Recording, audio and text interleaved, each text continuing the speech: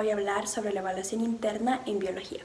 En primer lugar, el tema que se debe elegir para la evaluación interna debe ser un tema que les apasione y les llame la atención. Si no, la investigación se volverá tediosa. Es por esto que el tema de mi evaluación interna es el volumen de aire que puede retener un ser humano mediante un espirómetro según su edad.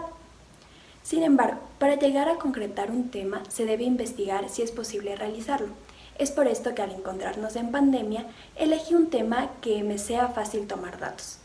Al principio mi tema no estaba formulado de esa manera y tuvo que ser cambiado para que pueda ser entendido por otras personas.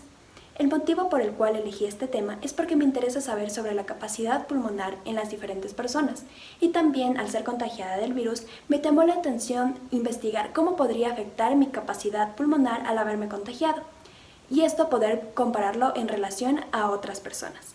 Al ya obtener aprobado mi tema, comencé a formular mi pregunta de investigación, basándome en conceptos que había planteado en mi tema, por lo cual mi pregunta de investigación es: ¿qué influencia tiene la edad en la ventilación de un grupo de seres humanos?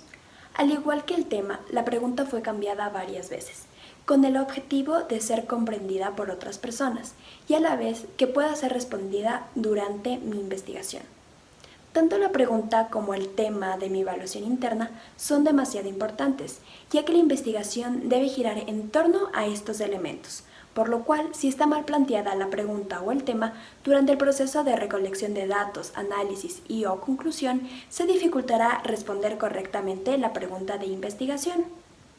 Al ya tener un eje central por el cual se guiará la evaluación interna, se realiza un proceso de indagación, en el cual se busca información sobre el tema, como investigaciones que respalden mi hipótesis, también se buscan formas de recolección de datos, métodos estadísticos, etc.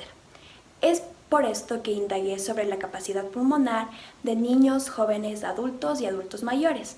Busqué también sobre el impacto de ciertas patologías en el sistema respiratorio. Cuando ya se obtiene un esquema, un esqueleto sobre la evaluación interna, es importante ir redactando. Al ya llegar a la etapa de recolección de datos, es importante que estén bien definidos los grupos a los cuales nos vamos a dirigir. En mi evaluación interna elegí a personas de distinto género, masculino y femenino, 2 niños, 2 jóvenes, 2 adultos y 2 adultos mayores, con el fin de poder establecer la diferencia de la capacidad pulmonar según su edad. De esta manera, al encontrarnos en pandemia, tuve que elegir personas que cuenten con un espirómetro de incentivo para poder tomar los datos. De igual manera, tuve que explicar detalladamente por medio de videos y si era posible de manera presencial sobre la utilización del espirómetro de incentivo y cómo deberían registrar los datos, ya que de esto dependería mi investigación. También les proporcioné una tabla donde registren sus datos en las 4 actividades: al levantarse, antes de hacer ejercicio, después de hacer ejercicio y antes de acostarse. Cuando obtenemos los datos es importante graficarlos para realizar el análisis correspondiente. Es por esto que realicé un histograma y una ANOVA para poder analizar mis datos y responder a la pregunta de investigación. En mi experiencia, este fue el proceso que más me demoré y tuve que realizar varios cambios, ya que buscaba una forma en la que diversas personas puedan entender mi tema y las conclusiones a las que llegué, por lo cual al principio resultaba difícil de entender sin una explicación visual. Pero con los distintos borradores y las correcciones logré alcanzar mi objetivo y responder a mi pregunta de investigación. Llegué a responder mi pregunta de investigación a través de los gráficos proporcionados y el análisis correspondiente, y también llegué a responder mediante las limitaciones o las variables que se presentaban durante mi investigación. Es importante realizar una evaluación de todo el trabajo donde se reconozcan debilidades, limitaciones y se propongan recomendaciones para poder mejorar la investigación.